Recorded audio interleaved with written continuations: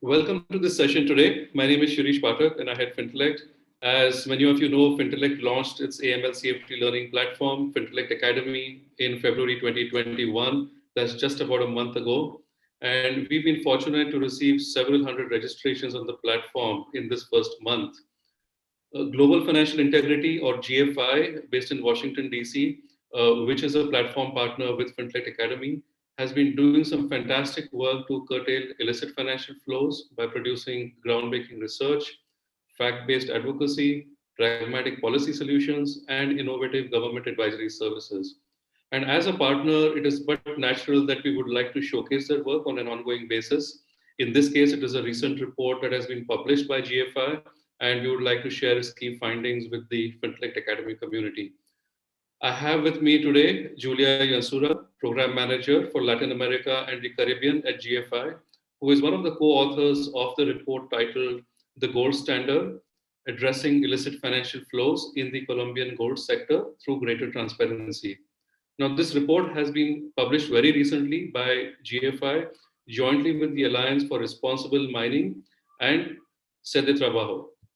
Now, while the report covers the Colombian gold sector, there are lessons to be learned for several other countries in terms of the factors responsible for illicit gold trading, policy responses, and the need for collaboration across countries to combat the transnational nature of organized criminal activities.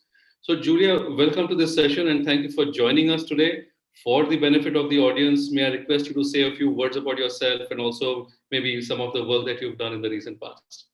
Yeah, absolutely. Thank you so much for having me today. It's great to speak with you and reach to your viewers as well.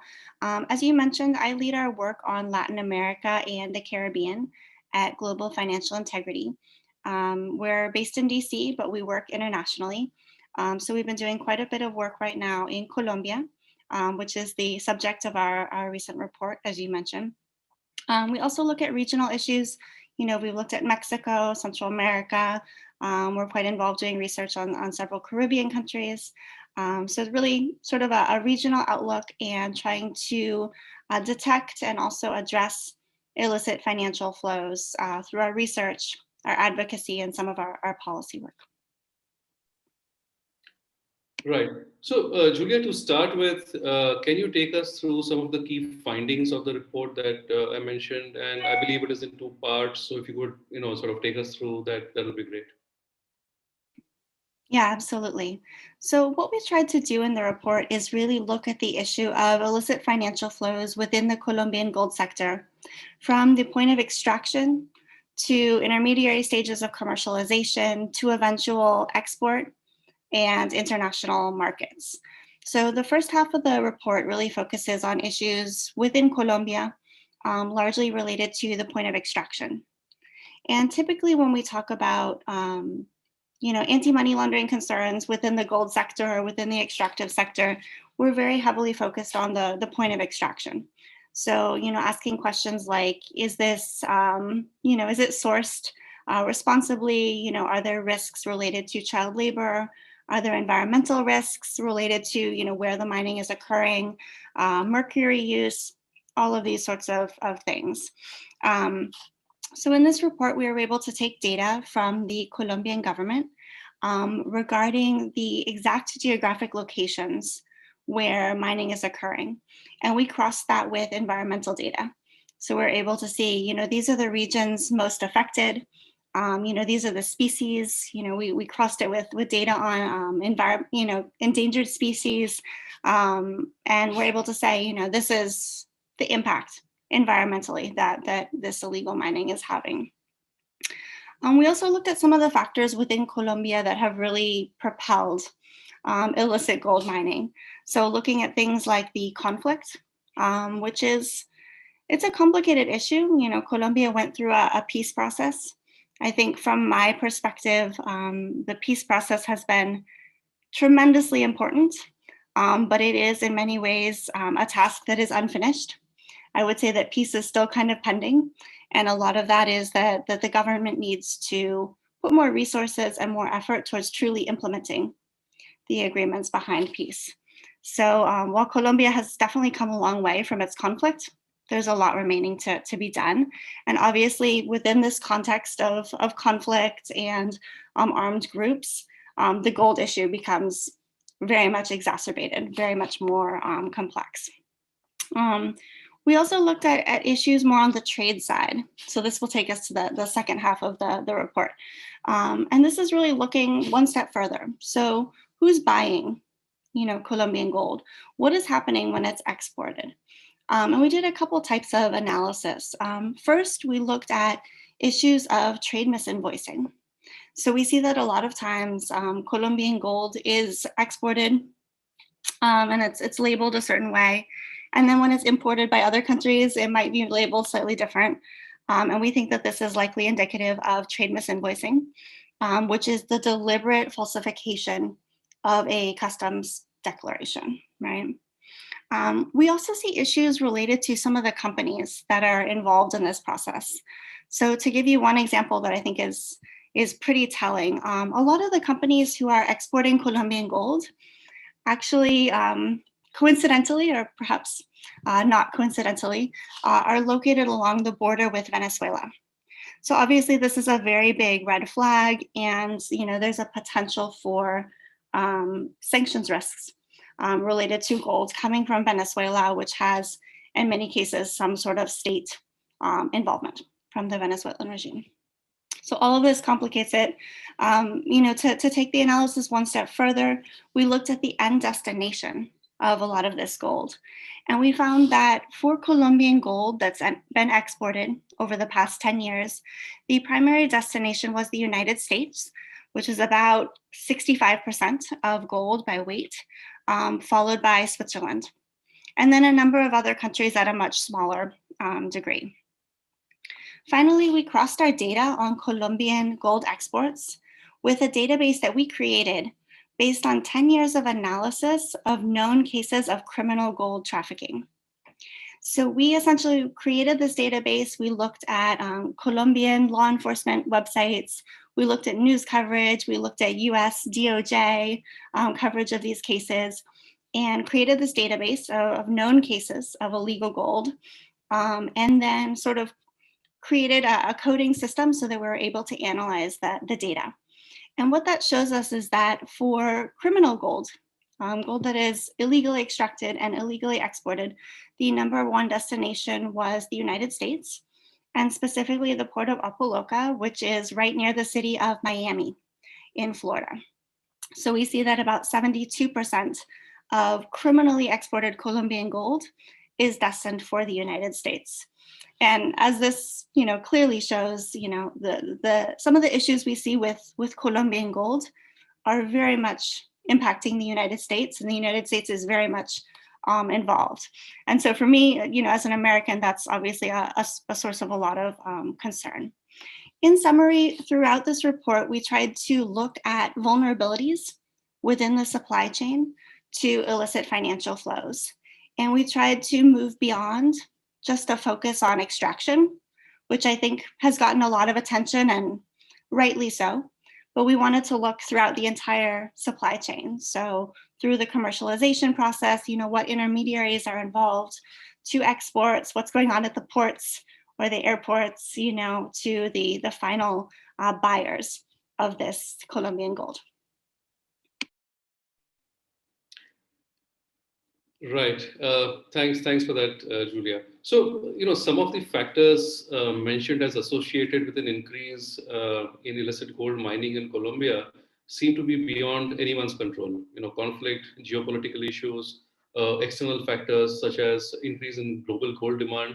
Now, while this is a study with Colombia in focus, there could be similar issues in other countries too. So what lessons can other countries, especially authorities in these countries, draw from this report? Yeah, it's a great question. And I think a lot of what we see in Colombia, while every country is unique, there are certainly lessons learned that can be applied to other regions that are producing gold. I think, one thing that's important is these gold mining communities, these are communities that have worked in gold for generations, in some cases, centuries, right? So gold is a very important cultural element.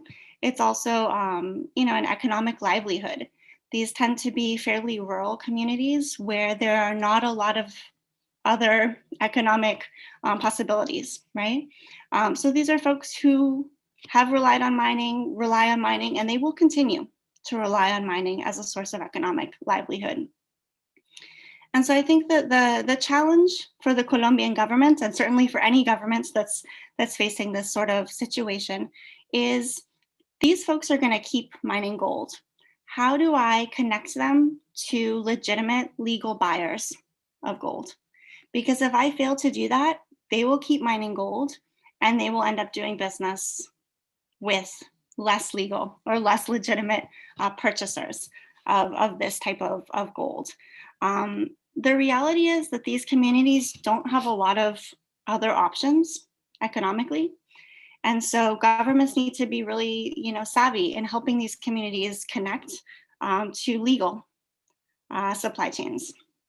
And I would just flag, I try not to criticize Colombia too much because I think, they're getting some things right, and they're also facing a lot of challenges that are perhaps, not always fully understood for those of us looking at it from the outside. However, one mistake that I think that they have made is that their government response to illegal gold mining has been to go into rural communities and blow up heavy equipment that's being used for illegal mining. So in a typical operation, they'll send in the Colombian military. They'll go out to these tiny, towns and very remote areas.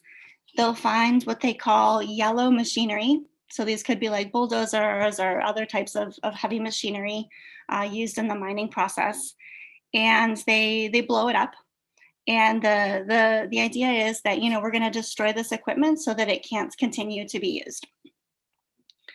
But in my personal view, and having done this research, what you see is that oftentimes a week or 2 weeks after they leave, people are back at it. They've returned to mining. The armed groups have brought in new bulldozers, right? And so this isn't, very effective, in my opinion.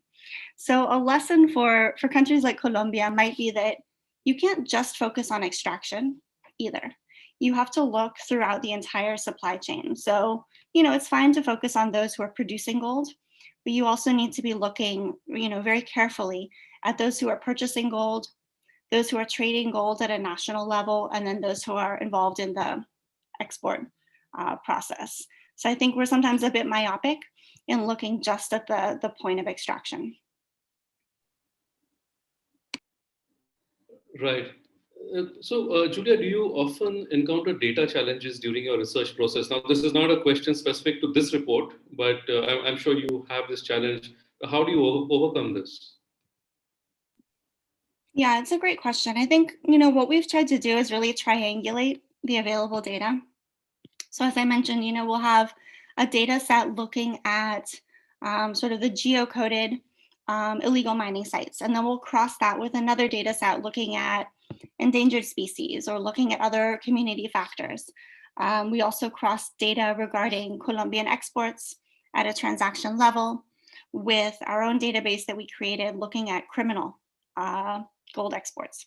So really trying to pull together different sources of data and cross them to the extent that we can, that can shed a lot of insight into what's going on. But absolutely, there are a number of challenges. I think internationally, what we see is that trade data can be a bit spotty. So some countries are reporting with a lot of detail, and other countries are really not reporting much at all. I will include the United States, my country, and those that are not reporting a lot of information about their trade. And I think it's unfortunate. If trade is to be transparent and legal, it's helpful to have access to information for those of us who are researchers, for those of us who are working in AML areas, even for business people, right? To be able to look at that data and kind of make sure that everything looks right. The other challenge that we've really faced is data regarding free trade zones. This tends to be kind of a black hole in terms of trade data. And I think that's really unfortunate. You can make the case that there is a need for free trade zones, okay, I'm fine with that. But then if everything is going properly, why the reluctance to be transparent about those operations, right? So I see that as sort of an area of concern with regard to transparent data. And then lastly, I think, one thing that we found is it can be challenging to access company registries.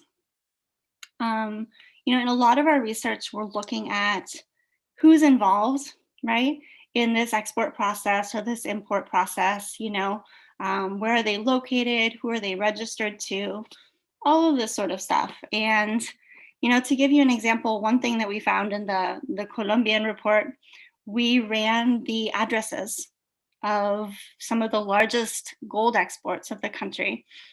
We ran their registered place of business through Google Maps, and we see that a lot of them are registered to shacks on dirt roads in very, very poor communities.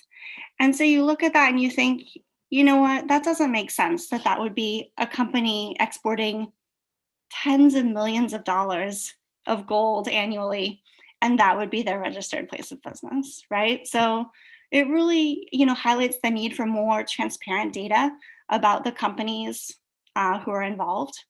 And I insist, if you're a responsible, legal company operating in the gold market or in any other sort of, export market, you shouldn't have any problem with declaring your legal place of business. If I have a legitimate company, I have no problem. I have no problem saying who the owner is. Heck, I should even be proud of being the owner of that company. And so when people have something to hide, right, it's that they don't want to declare some aspect of their business information. So yeah, I mean, sort of to sum up your question, I think better trade data from all countries, particularly the United States, needing more data on free trade zones, and then really needing better data and more accurate data regarding the companies who are involved in some of these supply chains. Right. So, Julia, the report briefly touches upon the need for collaboration across countries, right? Given the transnational nature of organized criminal activities, and this is required in general for combating TBML, and also in particular for activities where commingling of legal and illegal funds is easily possible. What are your views on what the international community can do to address the problem and yield more effective results? Yeah, it's a great question, and it's something we grapple with in our work quite a bit. I think the first step is just to understand that it is a problem. We're doing this fascinating research project with Latin American countries right now, and part of it is looking at TBML. And one thing that we found is that even the term TBML is not fully understood a lot of times. So, we'll be talking about TBML and people think we're talking about contraband or smuggling across borders.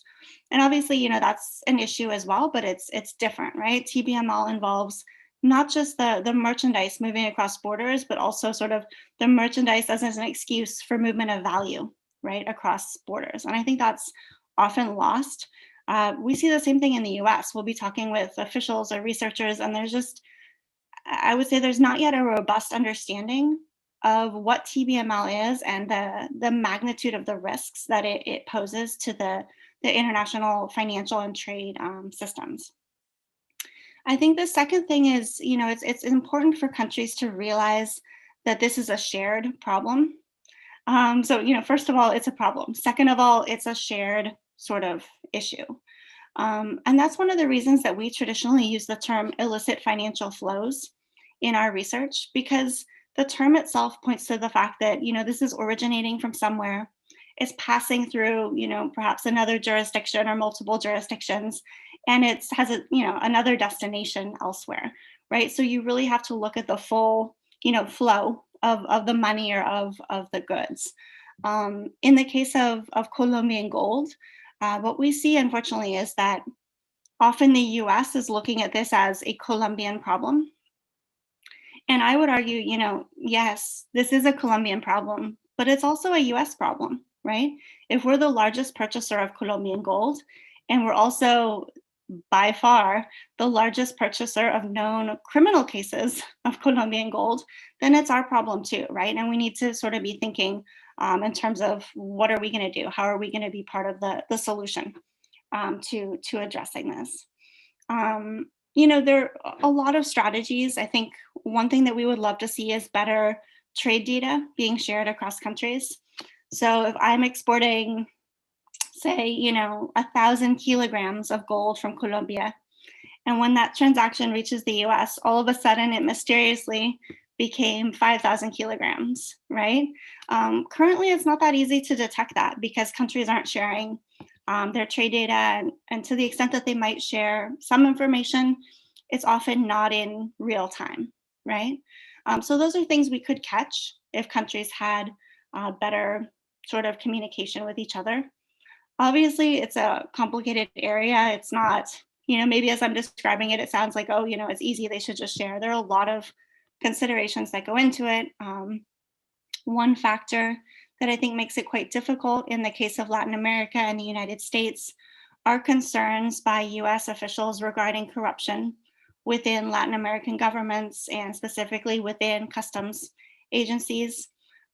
Those concerns are founded, right? And that's what makes it so hard when we talk about information sharing.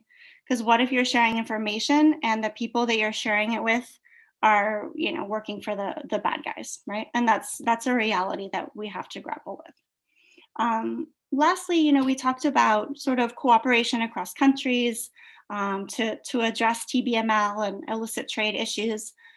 I think it's also important to consider, sort of interdisciplinary approaches to this problem. And, I come from an economic development background. I worked for about 10 years on economic development projects related to remittances in Latin America. And sometimes when I talk with folks in the AML community, it's a very sort of myopic focus on just, the financial side or just the risks. And I think, it's helpful to sort of expand the aperture of that photo or that conversation, and also consider things like environmental considerations, economic development considerations, human rights. These all play into it, and if we're too focused on just the AML, sometimes we miss, other factors that are driving this problem or either other solutions. To give you one example to that, sometimes when we talk about risks within the gold sector, the response by international buyers of gold is to say, hey, we're not going to do business with this country anymore, right? We're not going to buy, for example, we're not going to buy any more artisanal gold from Colombia because we think it's too risky, right? And that's kind of an AML response, right? There's a risk, it's bad, we don't want it, we're going to stay away. But when you look at this with a little bit wider aperture, more as sort of a policy issue or an economic development issue, what you see is that, well, that might be a justified response for one specific company. It doesn't help the problem at all. If anything, it makes it worse because all those communities that are mining gold and have been mining gold for centuries, they're going to keep mining that gold. And if legitimate buyers aren't buying it, someone else is going to be, right? And so you get into this really problematic dynamic where you say it's too risky, we don't want to deal with it. And trust me, there's someone a lot worse out there who is willing to deal with that, and they're going to take advantage of that situation.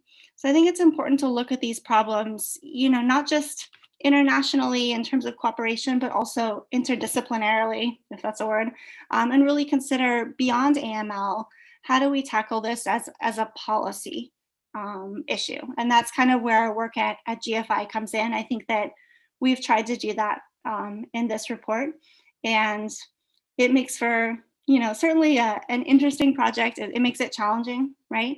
Because you have to consider a variety of aspects, but ultimately it makes the research as well as the policy recommendations a bit richer. Right. Thanks, Julia.